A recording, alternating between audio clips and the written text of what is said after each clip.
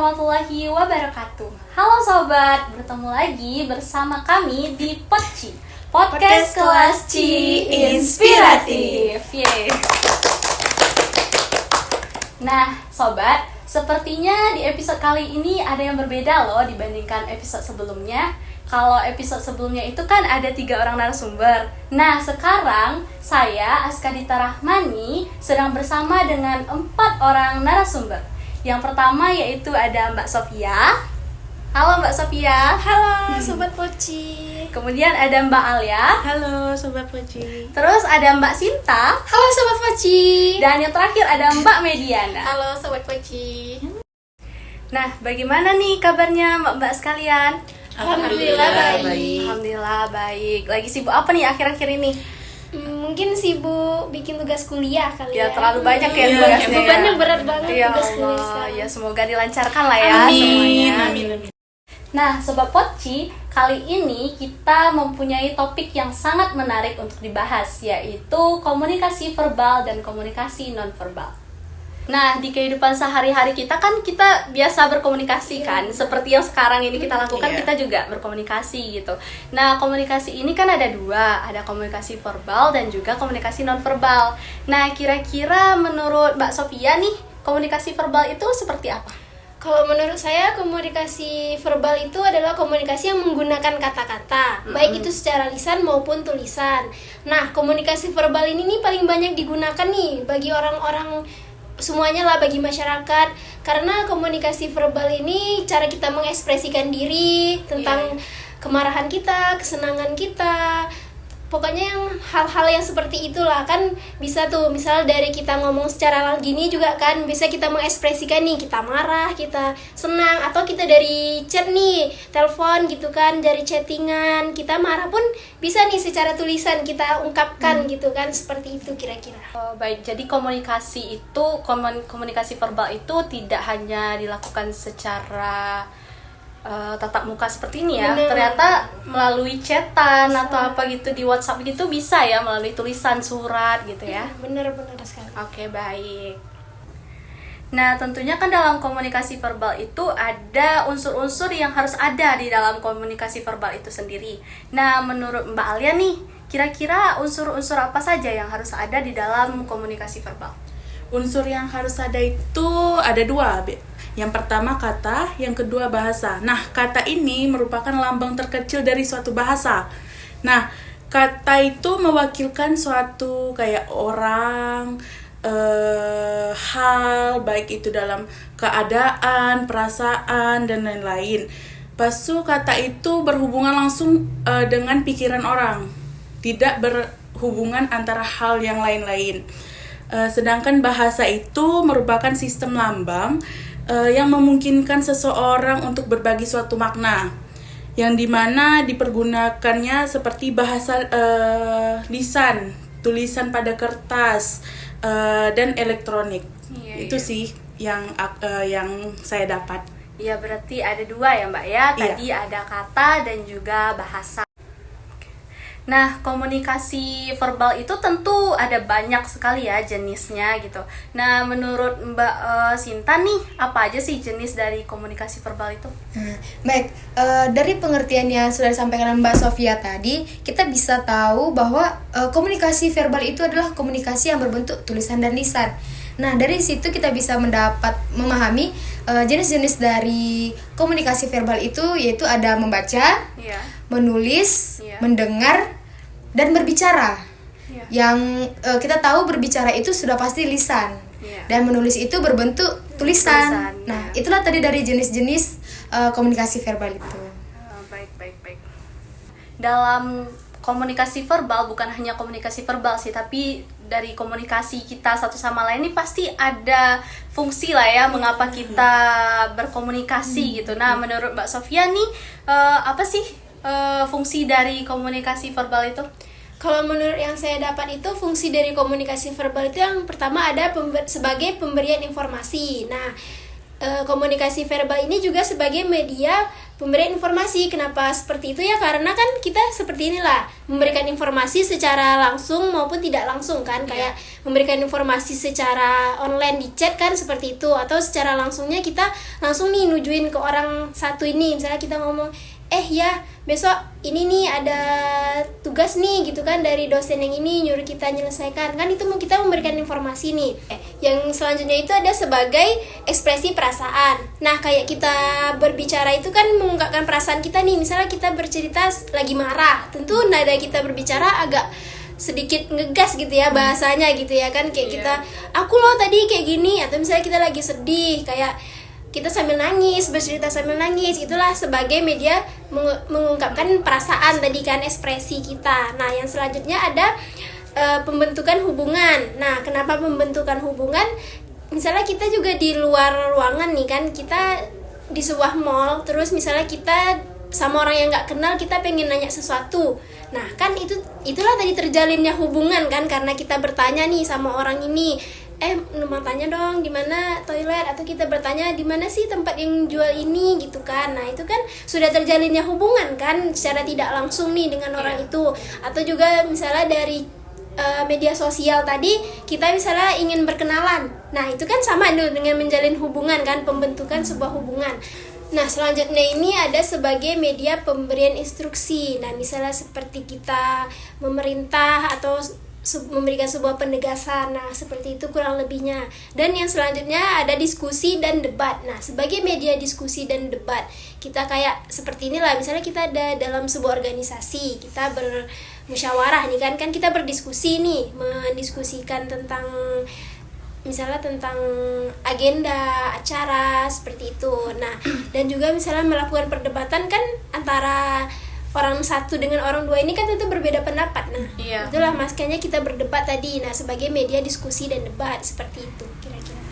Baik, berarti sangat banyak ya fungsi Banyak dari sekali fungsinya. Banyak, kayak mulai dari mendapatkan informasi tadi, terus ungkapan perasaan kita, terus untuk menjalin hubungan sesama kita, dan banyak lagi yang lainnya ya.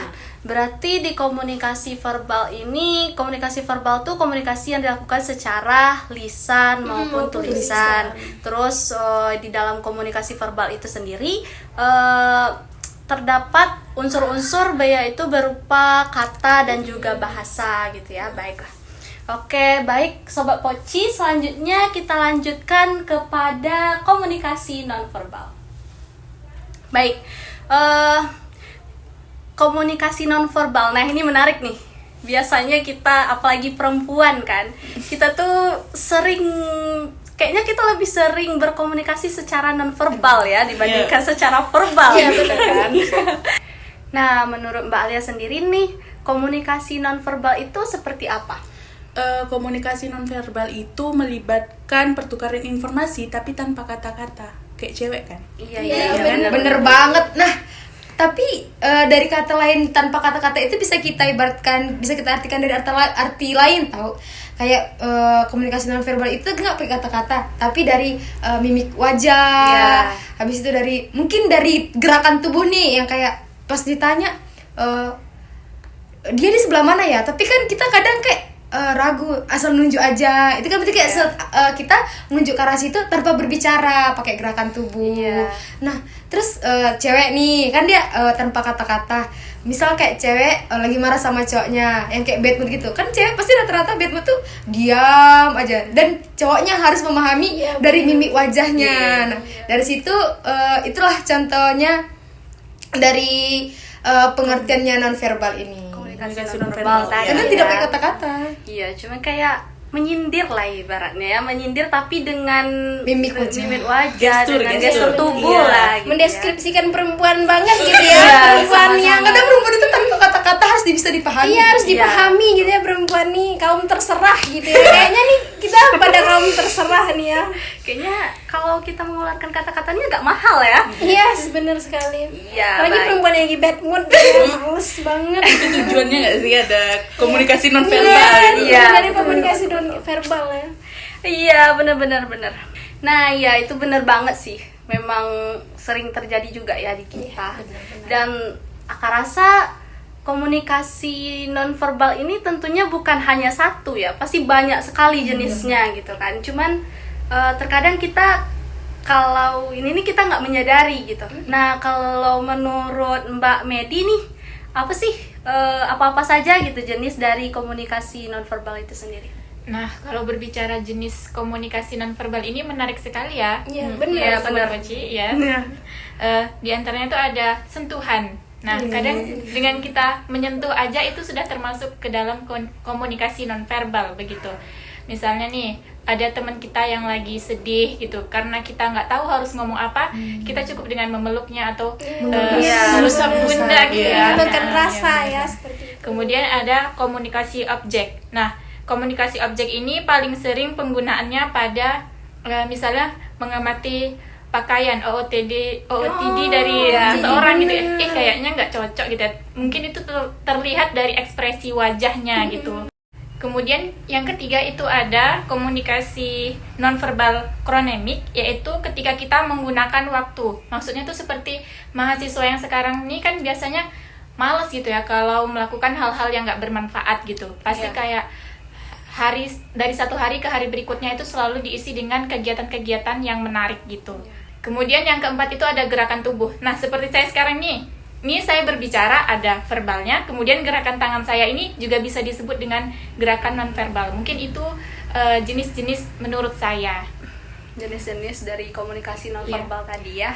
Nah, terus kalau menurut Mbak Sofia nih, apa-apa aja sih? Menurut yang saya ketahui itu ada juga yang namanya prosemik. Nah, prosemik ini jarak dalam berkomunikasi. Misalnya kayak kita tidak terlalu dekat nih kan dengan orang ini. Jadi kita menjaga jarak dalam berkomunikasi dengan dia. Misalnya kita mengatur jarak nih semeter atau beberapa meter, karena kita merasa kita nggak terlalu akrab gitu kan, jadi kita nggak mau yang terlalu dekat.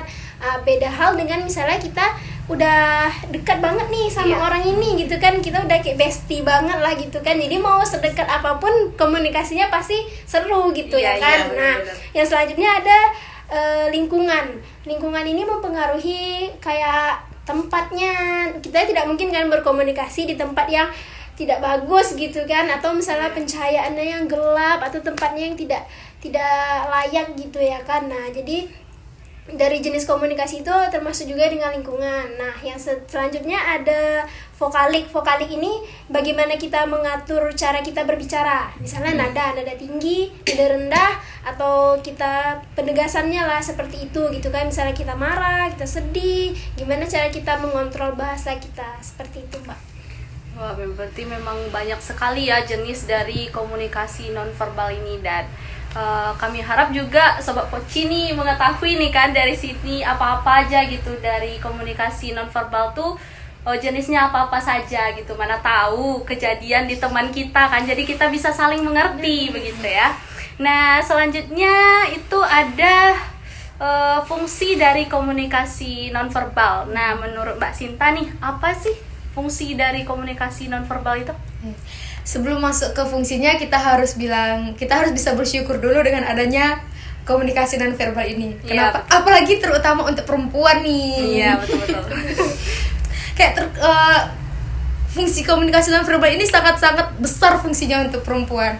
Misal yang kayak lagi berantem sama cowoknya, terus kayak kadang kan cowok ini udah ditunjukin muka marah juga dia nggak peka gitu loh.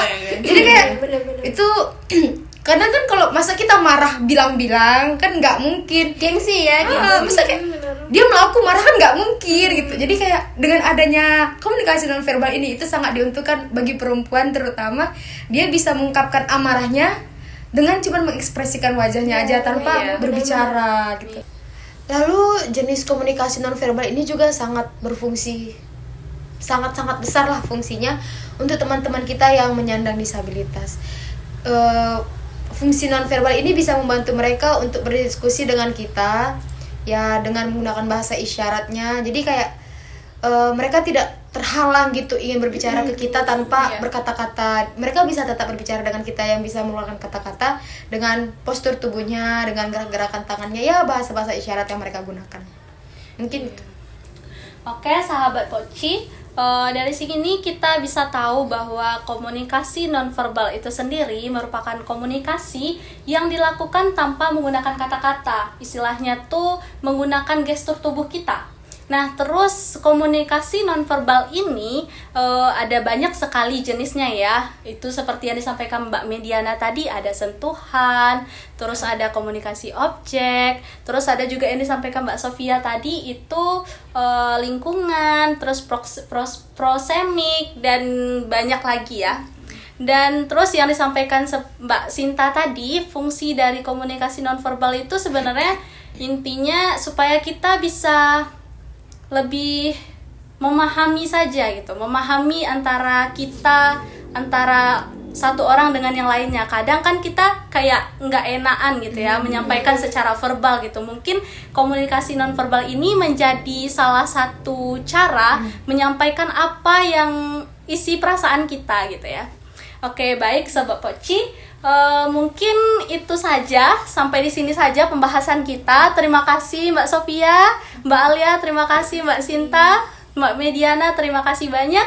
Oke, sampai jumpa di lain hari dan bye-bye. Bye-bye.